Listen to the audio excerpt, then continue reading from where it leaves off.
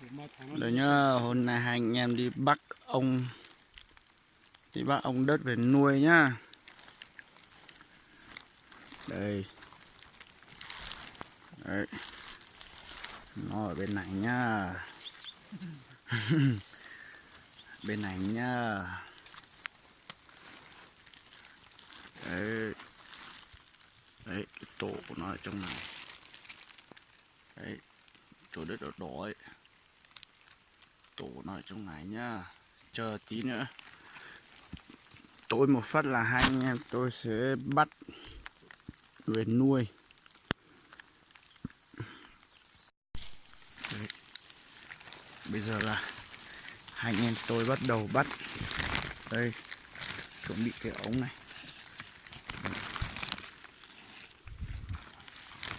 Đi cẩn thận cái lỗ nhé. Đấy, đây. Đây là hai anh em tôi bắt đầu bắt này. Bắt đầu bắt. Đấy, chuẩn bị cái này.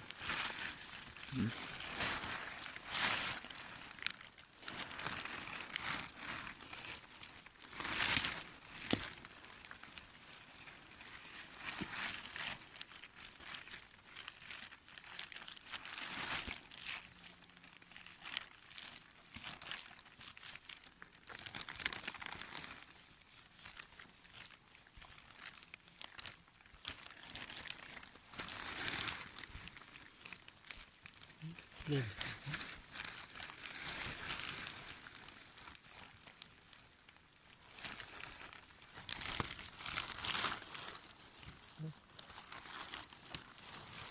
Không thấy rồi. Không thấy cái lỗ nó. Không thấy cái lỗ nó.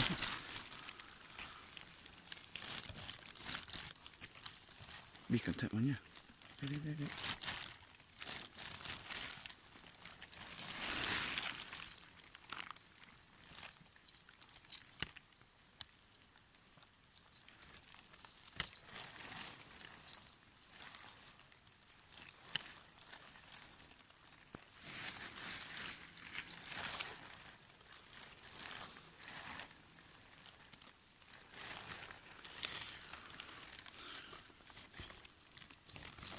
Ở bên kia sao?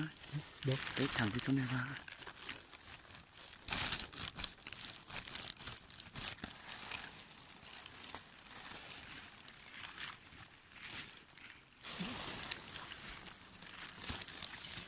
Bịt kín mà.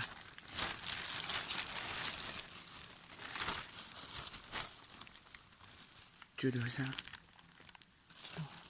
Ừ? Được rồi sao?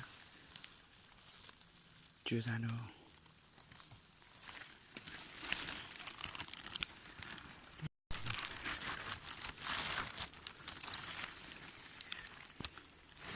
Dí vào một tí nữa. Dí vào một tí nữa. Một tí để tí. Cái lỗ bê tí này.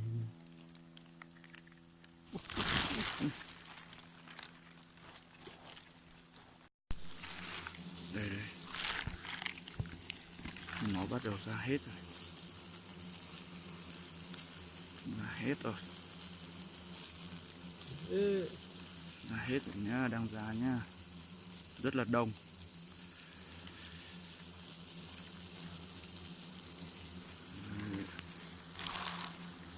Rất là đông luôn.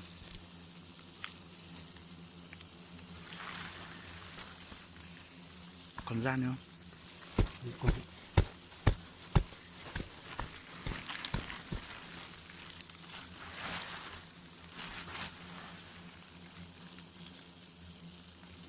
Đâm ra. Chưa hết. Đang ra rồi. 100 con đấy nhỉ? Hơn đấy. Hơn.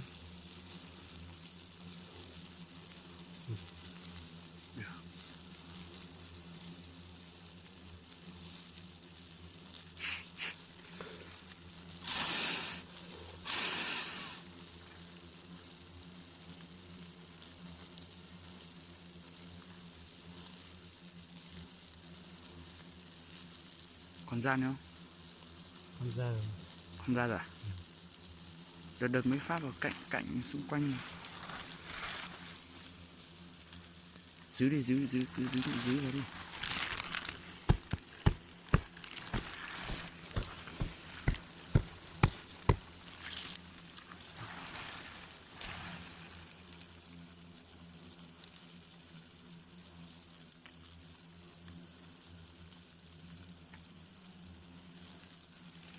Không con nào ra nè.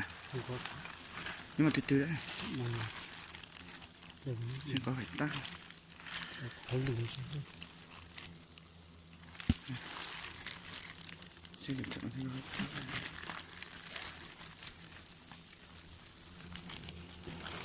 tắt lỗ à? Bay một con rồi. Hả? Tôi thực hết tôi. À.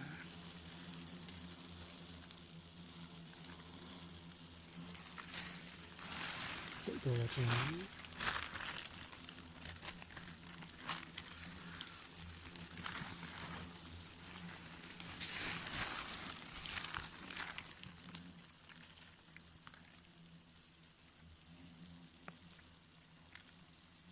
Còn ra nữa không?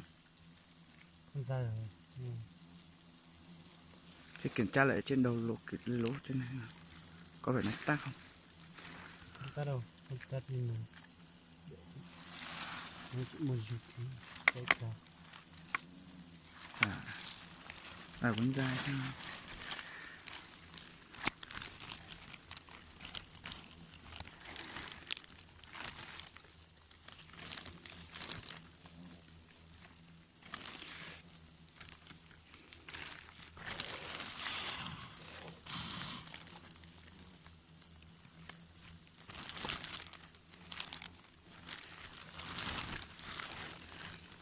Còn không? Vẫn còn à?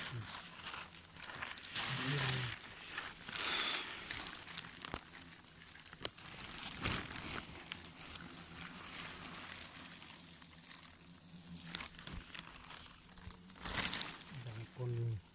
Hả? Ra một con. Hai con. Hai con. Không còn nhiều ấy nhỉ?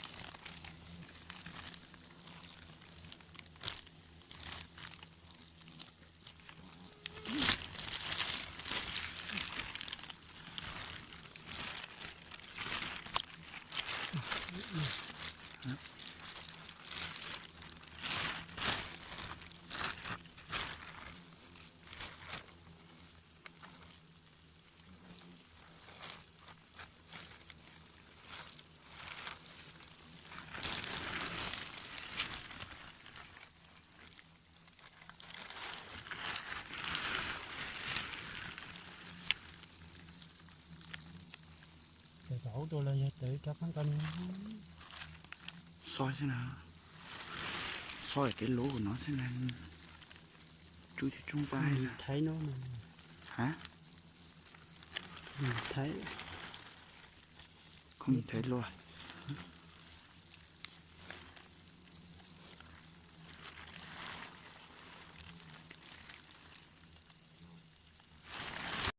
Đấy. Để cho lỗ nó cho cái lỗ nó bé bé thôi. Cho lỗ bé bé thôi.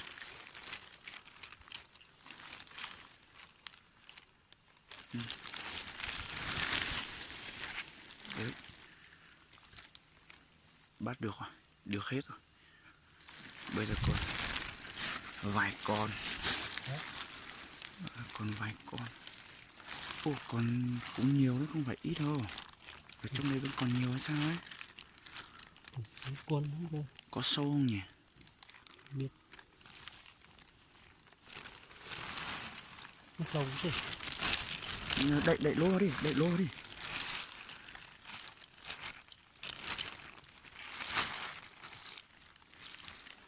Đậy cái lô vào đấy.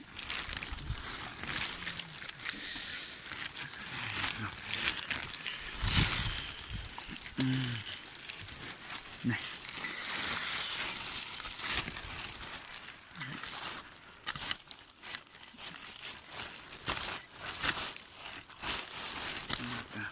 Để ý vào nhé.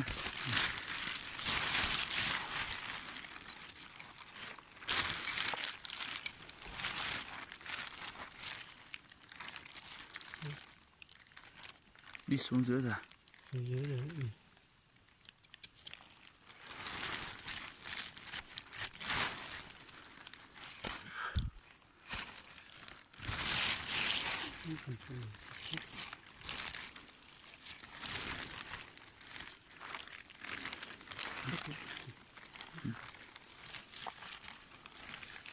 Khói nó xa xa một tí.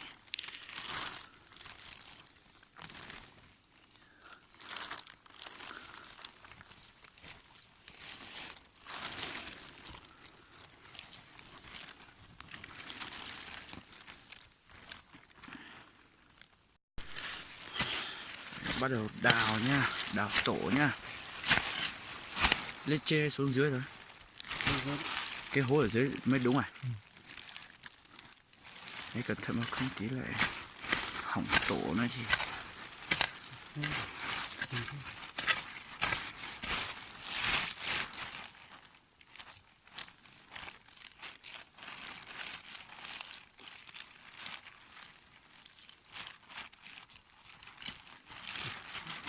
Thấy gì đâu thấy không?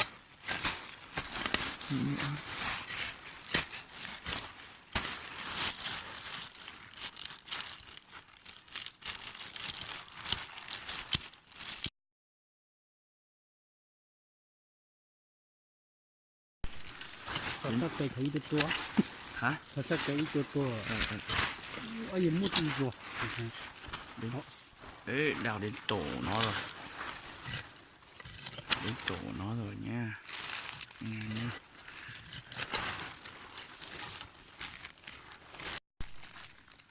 Đấy, đến tổ của nó rồi. Đến tổ rồi. Biết đấy một lò lên chạy rồi. Nếu một tổ cho nó. Đây, đến tổ của nó rồi nhá. Tổ nó đây. Đây.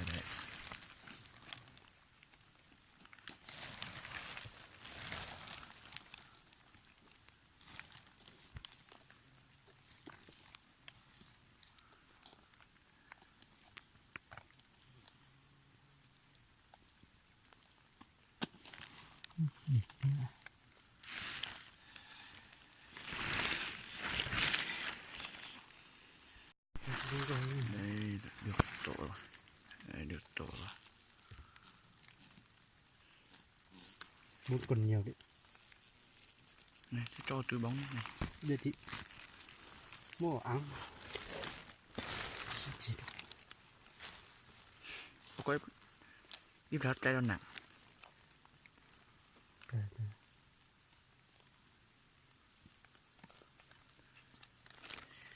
Mà nó sẽ thành hai chục chị. Đi nào, ăn nào, biết là Rồi nhá, thế này rồi nhá. Bây giờ là ui dồi ôi. hai anh em mang